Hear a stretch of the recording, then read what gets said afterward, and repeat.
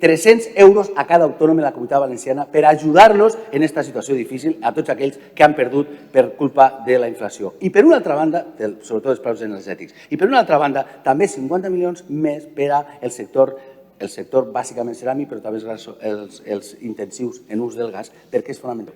¿Cuáles son los grandes objetivos? Primero, elevar a estándares europeos nuestro estado del bienestar. Ya he dicho en la contestación anterior que 7 puntos hemos avanzado, pero tenemos que avanzar más allá. Segundo, liderar la transformación del tejido productivo valenciano para conseguir la productividad que nos falta, que aún estamos por debajo de la media europea y de la media española. Y, en tercer lugar, propiciar la sostenibilidad y la suficiencia energética. Y, como ya le dije, intentar generar un pacto por la energía en la Comunitat Valenciana para descarbonizar y conseguir la soberanía energética.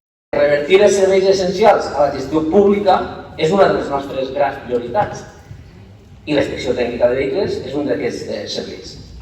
Aquesta nova empresa pública, vostès ho saben, naix amb l'objectiu de millorar el servei, pensant sempre en l'eficiència i l'eficàcia de la revisió del parc automovilístic, així com en la qualitat del servei a la ciutadania amb el menor cost possible.